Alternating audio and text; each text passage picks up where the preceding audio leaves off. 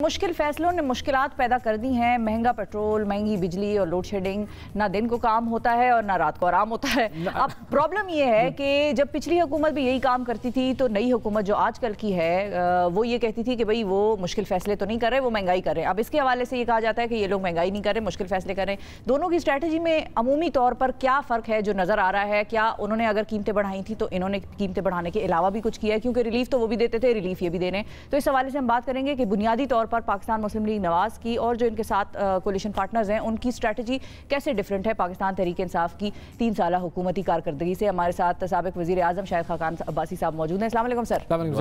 बहुत शुक्रिया सर, बड़े अरसे बाद आपसे मुलाकात हुई, आप लंदन के दौरे वौरे करके आए। सबसे पहले तो ये बताएं बड़े मियाँ साहब का मूड कैसा है? वो जब ये सारी चीज़ देख रहे हैं कि हुकूमत आ गई है सब कुछ, तो व्हाट इज हिज प्लान्स? देखिए, मैं जैसे आपने कहा मुश्किल फैसले हैं। जब मईशत तबाह हो, जब आपने 4 साल कुछ मुस्बत काम एक भी ना किया हो, बहुत से मसाइल इकट्ठे हो जाते हैं, उनका आपको सामना करना पड़ता है। वो हम कर रहे हैं, इंशाल्लाह हालात को बेहतर कर लेंगे। यही मियाँ साहब को भी अज़म है कि हमने हालात को बेहतर करना है और इंशाल्लाह हो जाएंगे। लेकिन ये अचानक ऐसा कैसे हो सकता है कि एक हुकूमत जब वही काम करती थी तो आप सब लोगों के बयानात आते थे कि देखिए ये गलत हो रहा है, ये गलत हो रहा है और बिजली की कीमत नहीं बढ़नी चाहिए, फ्यूल की कीमत नहीं बढ़नी चाहिए। अब आप लोग जब वही काम कर रहे हैं तो लोग ये पूछते हैं कि भाई अब आप भी तो वही काम कर रहे हैं, तो अब कैसे वो चीज़ सही हो गई? जी, ये दुरुस्त बात है, क्योंकि पहले हमारे पास 30 रुपये, 10 से 30 रुपये तक पेट्रोल पे एक टैक्स होता था, उसको PDL कहते हैं। ठीक है। उसके अलावा 17% हमारे पास होता था सेल्स टैक्स। तो जब भी कीमत बढ़ती थी उस ज़माने में 2, 4, 5, 10 रुपये ज़्यादा से ज़्यादा बढ़ी है महीने में, तो उसको हम एडजस्ट कर लेते थे उसमें, या एडजस्ट नहीं करते थे, कुछ पास ऑन कर देते थे या सारा पास ऑन कर देते थे, तो बस गुंजाइश होती थी उस कीमत को ना बढ़ाने की। आज जो हालात हैं कि आप कीमत खरीद से कम पे फरोख्त कर रहे हैं, कोई टैक्स नहीं है, और जो आपकी कीमत खरीद है उससे आप कम पे फरोख्त कर रहे हैं। ये दुनिया में कोई मुल्क नहीं कर सकता, ये मुमकिन नहीं है। और ये जो हुजम था, ये जो टैक्स को तो छोड़ दें, उसका नुकसान जो है बजट में वो तो अलग है, लेकिन ये जो चीज़ थी तकरीबन 125 अरब रुपया महीना पे पहुंच गई थी। ये मुमकिन नहीं है, दुनिया में कोई मुल्क ये काम नहीं कर सकता। सही है कि आप पेट्रोल और डीजल कीमत खरीद से कम बेचें। सही है। लेकिन चेंज ऑफ स्ट्रैटेजी फिर क्या हुई PMLN की तहरीक इंसाफ से?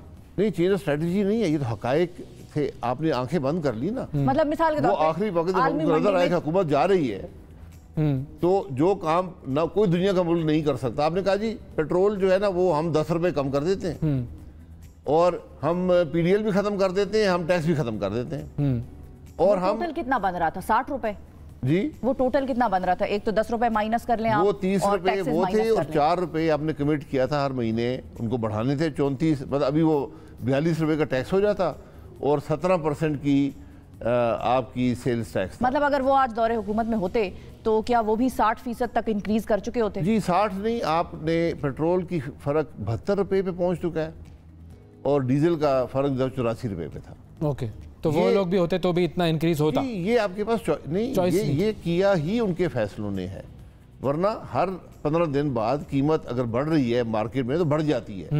आपने टेले टैक्स खत्म हो गया, सब खत्म हो गया, अब आपको कोई गुंजाइश नहीं है। सही है। तो आपने जो कीमतें खरीद है उसी पे पेट्रोल बेचना है। ठीक है। अगर आप जेब से पैसे डालने शुरू कर देंगे वो मुमकिन नहीं है। अब जैसे मंगलवाला साहब की गाड़ी है, मेरे ख्याल हम आपको महीने के 25-30 हज़ार रुपये आपको दे रहे थे। हाँ, बिल्कुल।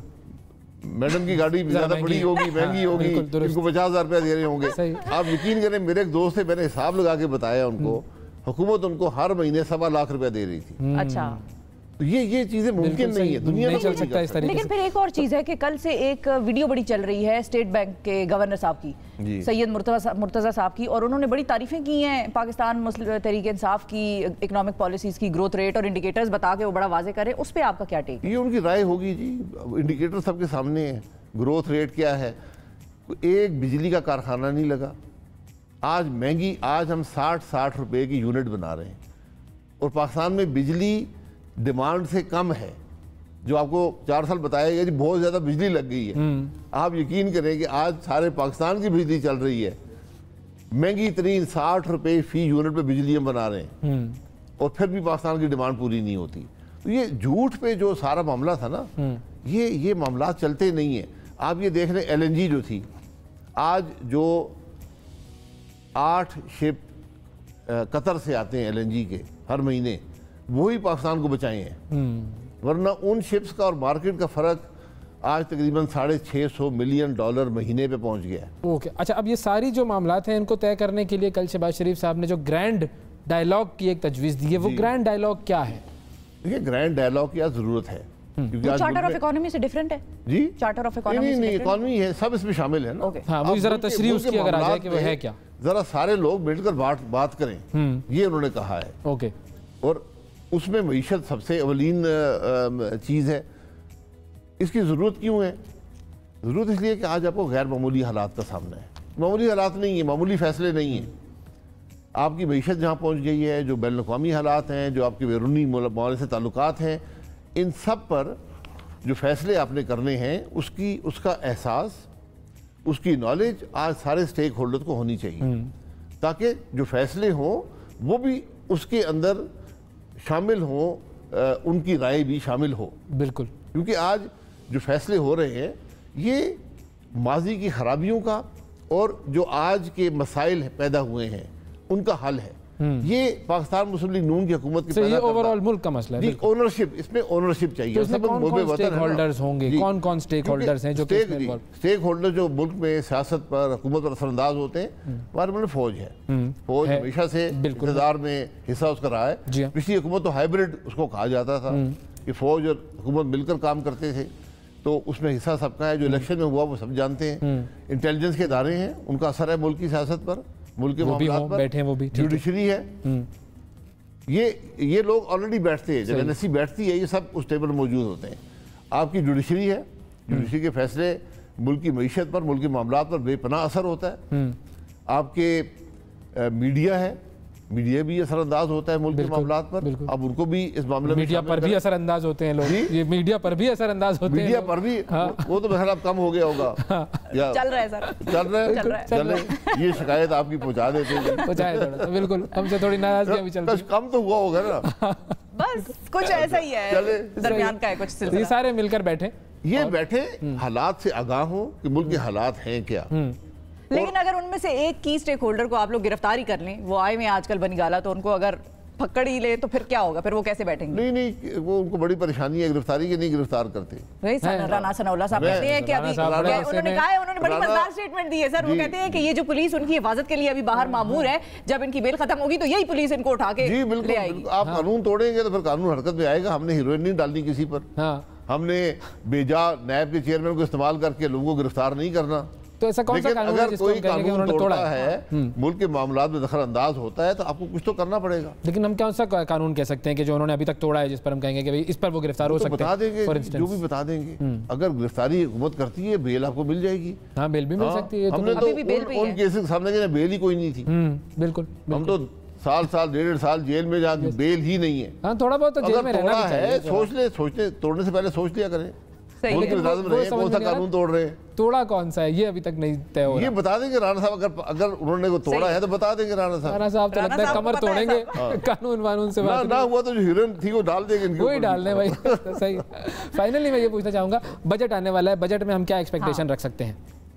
دیکھیں بجٹ میں ایکسپیکٹیشن یہ ہے کہ آپ ایک ذمہ دار ملک کی حیثیت سے کام کریں.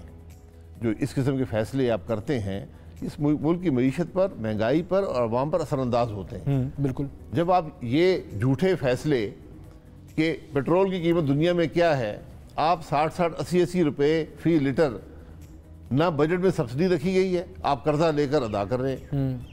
آپ کو جو سمجھ آئے کہ حکومت جا رہی ہے، آپ نے یہ 3-4 الٹے سیدھے فیصلے کر کے نکل گئے. لیکن اب نئے ٹیکسز ریلیف یہی ہوتی ہے کہ آپ نے اس طبقے کو جس کو زیادہ ضرورت ہے، پاکستان اپنے جو ملک کے اخراجات ہیں قرضہ لے کر پورے کرتا ہے. بالکل.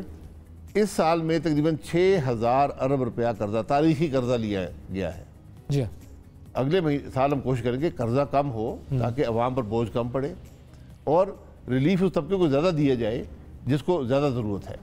یہ کوشش ہوگی حکومت کی. اچھا ووٹنگ کے حوالے سے کوئکلی لوگ یہ بڑے سوال اٹھا رہے ہیں اور کیونکہ میرے ساتھ ہوا تو میں اس لیے پوچھ رہی ہوں کہ میں نے 8300 پہ میسج کیا اپنا شناختی کارڈ نمبر اور میرا ایک ووٹ اٹھا کے دوسرے سیکٹر میں ڈال دیا, میرے پیرنٹس کا وہیں پر ہے. تو یہ ووٹنگ کے حوالے سے لوگوں کی بڑی تشویش ہے اور سابق حکومت کے جتنے بھی لوگ ہیں پی ٹی آئی کے وہ بھی یہ کہہ رہے ہیں کہ مطلب بیسیکلی پری پول ریگنگ ہو رہی ہے کہ یہ لوگوں کو ووٹ ادھر ادھر ڈال پول ریگنگ اس میں نہیں, یہ ہوتا ہے ہر دفعہ. میرا ووٹ بھی ادھر ادھر چلا گیا تھا, آپ اس کو کریکٹ کروا دیں. یہ 2-4% ووٹ جب سینسس بلاک یا حلقے چینج ہوتے ہیں تو حلقہ بندیاں چینج ہوتی ہیں تو یہ معاملات پیدا ہو جاتے ہیں. صحیح, اس میں کوئی ایسی ویسی بات نہیں ہے. صحیح. اور فائنلی یہ پاکستان مسلم لیگ نون کی حکومت ہے, پی ٹی آئی کی نہیں ہے.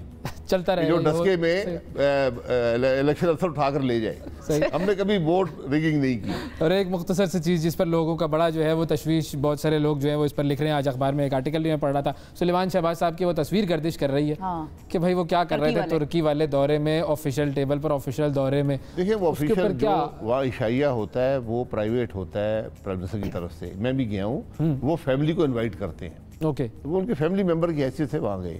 اچھا, مطلب اس پہ کوئی پابندی نہیں ہے کوئی, کیونکہ وہ کہتے ہیں نا میں مطلب پاکستانی نیشنل نہیں ہوں, کیسز چل رہے ہیں اشتہاری, یہ وہ سارے معاملات ہیں, نیگیٹو افیکٹ نہیں ہوتا. اس میں بھی چل رہے ہیں, شہباز صاحب میں بھی چل رہے ہیں کیس, سب پہ جھوٹے کیس چل رہے ہیں, اس میں کوئی شک شبہ نہیں ہے.